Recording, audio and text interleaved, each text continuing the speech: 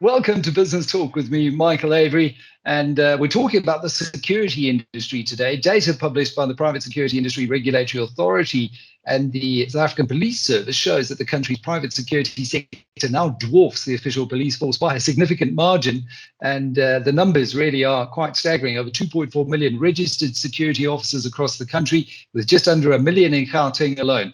The country also home to over 11,370 registered security businesses. And we've recently had some interesting changes. President Cyril Ramaphosa signing the Private Security Industry Regulation Amendment Act into law. And that certainly has mixed reactions so far. So to talk about what we're seeing in the industry, it's a great pleasure to welcome my next guest, who certainly during his rugby playing days was tough as nails. And as the Group CEO of Fidelity Services, Wahl Bartmann, you've built it into an organization that is as tough as nails as well. Welcome to the show. No, thank you very much, and thank you for the invite. It would be remiss of me not to get you to give us your insights and your thoughts on the current Springbok crop before we talk about the security industry. What do you make of what Jacques Nienaber and Rassie Erasmus have done with the Springbok team? Well, I think coming out of COVID, it's been very difficult, but with the team and our players and the will to win, I think we put South Africa back at number one, and we only showed it again last weekend with another great performance from our teams. Yeah, it really is a national team led by Sia Khaleesi that's making everyone rightfully proud at the moment. And perhaps taking our minds off what happened in July, because I think the unrest and the looting in July in KZN and Gauteng was a real eye-opener in terms of scale for the prevention of crime in the country, and I think it's got everyone really down. Can you just talk us through your experience of this dark period, and what were some of the lessons that you learned as an organization and also as a South African citizen? Well, you know, we picked up that there was certain activity happening down in KZN. I think with the trial coming up and with Jacob Zuma, etc. And we expected something, but not to that magnitude that it happened. And I think we're involved with a lot of riots. We do a lot of protests, illegal strikes or legal strikes, where we deal with a lot of this. And I must say, this has definitely been at a different level, something that we've never experienced in South Africa.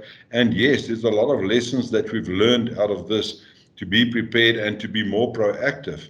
And also to look at certain security measures that we thought would work, did not work. So it's a total different change in approach and attitude that we need to adopt now. Yeah, what struck me about the unrest was the seemingly coordinated nature of it. There were almost like military type attacks on key infrastructure, on communications infrastructure, on ports infrastructure, on roads infrastructure, and that certainly lends itself to that coordination that has been so well documented. Now, when we look at the biggest lessons, what would you say from Fidelity's perspective are the biggest lessons that we can implement going forward should something like this happen again? Well, we, as a team, we look at what had happened and how we can react to that. And of course, I think most important is the intelligence, to be proactive and to get the intelligence in on what's happening on the ground. As I said, it started off with the roads being blocked, etc., which was a great strategy because you stopped anything moving down into the KZN area. So moving anybody into that area was quite difficult. To get manpower, and I think what we've realized and seen is that you need to be prepared and you need to react immediately. The areas where all the vandalism and looting took place was well chosen, and to be there immediately, you need to act and respond so that you can prevent it from going forward. Once they've entered into a property or premises or building premises, it's gone. It's so difficult to rectify the situation or to secure and make safe that the property remains in good hands. And then as a South African citizen, Val, there seems to be a very binary view on South Africa at the moment. There's some who say, well, we're turning the tide. The new administration is at least trying to root out the rot from the state capture years. Others saying, no, well, this is a sign we've gone too far. Where do you sit on that kind of spectrum as a South African citizen when you think about the future of this country? Well, I think definitely, we just came out of COVID, or we were still in it a bit, and then suddenly this looting, we saw it then suddenly spreading to Johannesburg, Gauteng, and if you look at the damage that's been caused and everything, yes, the perception about South Africa became very negative, but I must say that. And unfortunately, the response from the SAPS, and that did not happen as soon as we expected it to be. But looking at it now, and also on the elections that happen now, and a bit of a change in some of the areas and political parties, definitely, I think we can look forward. There's a lot that's been done. I think the government came through. Fortunately, I see the SASRIA payments are still being paid through to the individuals and the companies. And I think for us as a business, we've learned how to prepare and to expect and to lift our game as well, to be more prepared, and also to apply all those lessons learned in the future. And we've seen it with our customers coming through now as well, that starting from the outside to the inside, from your fence right through, what was great 2 years ago or 6 months ago, there would be a total different solution. Yeah, well, I mean, it's one thing that we're seeing in my neighborhood as well. People are now upgrading their security. You've, as a company, introduced a squadron of drones for trial earlier this year, while Vumacam has been successfully implemented in a number of neighborhoods in Gauteng and Cape Town. Can you just tell us a little bit more about these tech-related initiatives and what sort of successes you've seen from Vumacam in particular? Well, it's been great. So what we know is that you cannot deploy people all over, and you need to use technology. And I think we've partnered with Vumacam. So each and every camera that's out there, we view in our control room. It's got the number plate recognition, so we pick up suspicious vehicles. We support the SAPS. We support shopping centers. Most of the shopping centers, which we do, has got the LPR cameras there, so we view everything. We've got analytics that assist us, and there's been quite a number of suspects being identified, and also criminal acts where we've apprehended the criminals. So definitely you need to use technology, and of course the next step is to use the intelligence and the artificial intelligence that we gather to predict where crime would be and to monitor the process from there.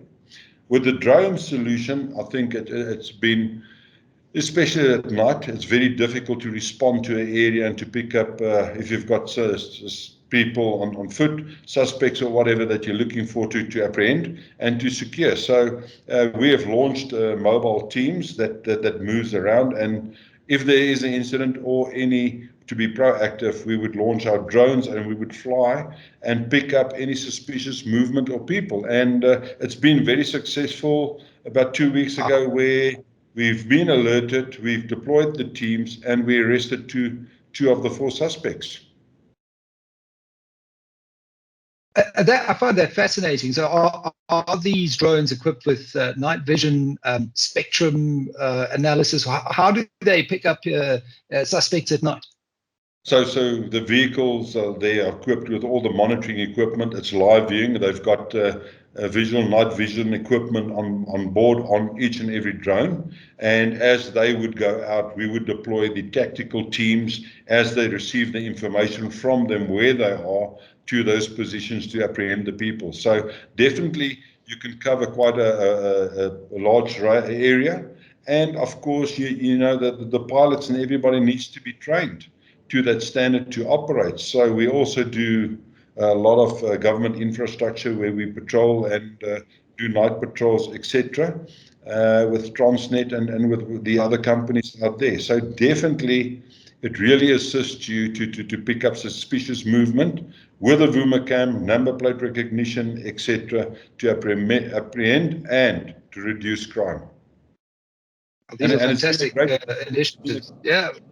A great deterrent. So the good thing is it needs to be mobile. We've got a few mobile units that drives around, and as things happen, they get deployed and we respond to it. Well, I'm certainly all for these technological advancements. I know some people initially, when they said, "Oh, we don't want cameras in our neighborhoods and it's an invasion of privacy and all of that," I just think we're seeing here that it is about crime prevention, crime deterrence, and also detection, and using what you've said as big data to really try and predict where these things are going to happen. It's all for our personal safety, and I think we can all get behind that. Now, advancements in technology and, as we're seeing, evolving crime patterns have really changed the face of the security industry. And that has meant that US Fidelity have had to look to change your urban structure this year. Can you just elaborate on how you've evolved, how you're adapting? Well, we believe that we need to get closer to our customers, and what we've done is we've rolled out the localization program. We have acquired ADT a few years ago, and I think we need a hands-on approach. We need our teams in the areas and run it as a small business in the area. So the teams are there, they manage them. They've got specialized intervention units that we've rolled out into these areas. And the nice thing is that we've changed the approach from our business to respond to each and every need that's out there. We've also got the vehicle tracking secure drive systems that's out there that we also use. And should there be anything, and irrespective of the company, our response vehicles will respond to that and support the teams as well as the SAPS in the area. And I mean, it's this time of year, isn't it? November, December, people are going away, and you feel like you become a bit of a target. What type of crime should people be most wary of at this time of the year? Is it that kind of breaking and entering, house robbery or business robbery when you're away?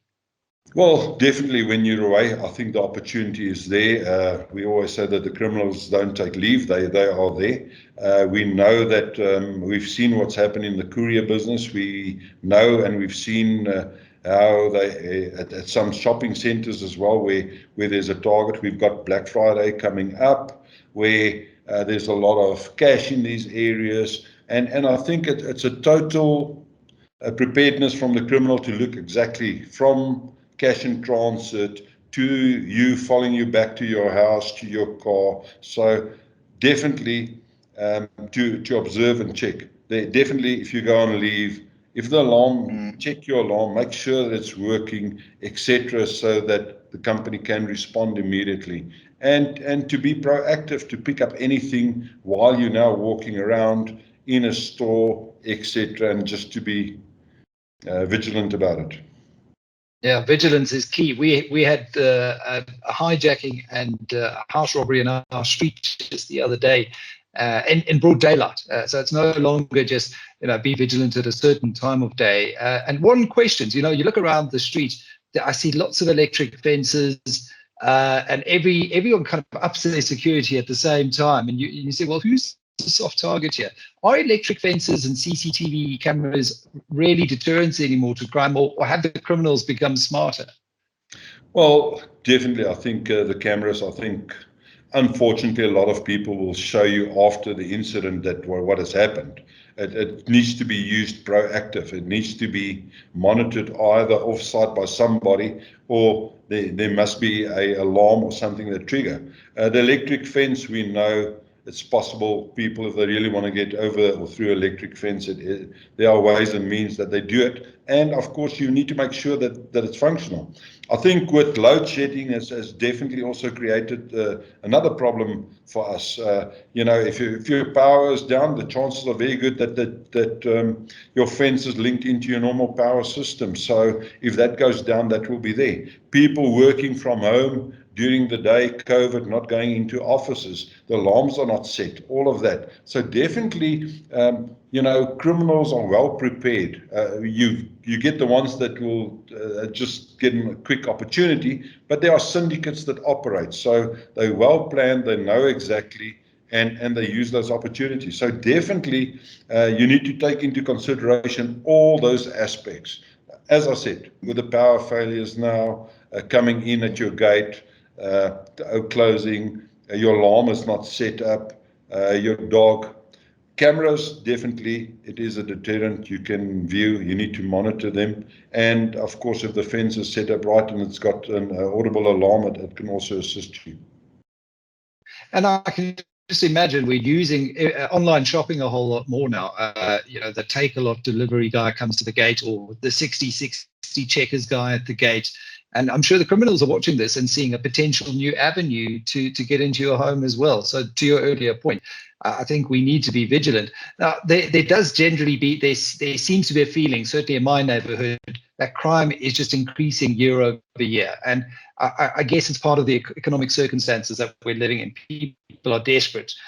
Is there a correlation? Do you see crime increasing and correlated with this lockdown and COVID and what it's done to the economy and unemployment, or are we just seeing an increase in syndicates and professionals, or is it opportunism? I mean, which is it?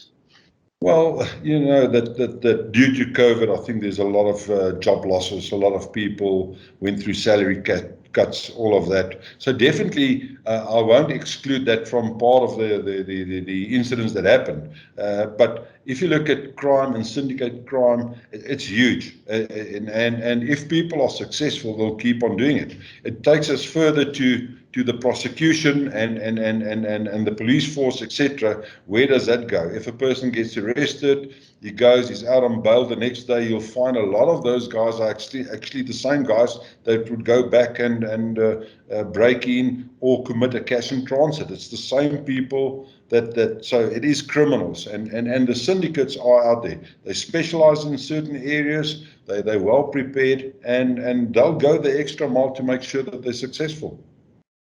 Yeah, that just reminds us to be vigilant when you talk about professionals and syndicates. What should we expect for next year? What in terms of trends or anything that consumers or businesses need to be aware of in the security arena for 2022? Well, always to predict into the future is very difficult. It seems that the economy is picking up a bit now. We have seen in the last 2-3 weeks, again, the cash and transit vehicle bombings escalating again. We're going into a high-risk period now where people will go and leave. Their houses would be not manned, etc. And of course, the economy definitely needs to improve, and we need to create more jobs. So, and of course, our legal system needs to start playing its role as well to get the proper convictions and denying bail. Absolutely, and the SAPs have to play a role in that. All the magistrates, courts, all of those really start upping their game. Just as a parting shot, Wahl, what message would you like South Africans to know about the industry and how they can, we can't sit around and just wait for government, we can't wait for that. How can we be part of the solution in this fight against crime? Well, as I said, we've gone with the Vumacams, the cameras, etc. I think any suspicious people standing around, vehicles in your area that shouldn't be there, report that to your local company or to our National Control Center so that we can flag those vehicles and be proactive. When you go to shopping centers, etc., be careful. If there's a cash and transit vehicle, don't go and park right next to it. The guys are walking in. We don't know. We try and secure those shopping centers. There's a lot of stuff that's been done. But as we've seen, they come well prepared and take those be vigilant. Be vigilant. I think it's a great message. And what I try and do as well is try and share any suspicious activity that I see with our local, and we have AET, because it's data, it's intelligence. And the more data, the more intelligence, the more we can help our security companies get ahead of these criminals and criminal syndicates. Wahl Bartmann, Group CEO of Fidelity Services, have a wonderful Christmas break. And I'm sure you're going to be keeping us all safe while we're sunning on the beach. So thank you for that. And we look forward to catching up with you in the new year. Take care. Thank you very much and have a great day.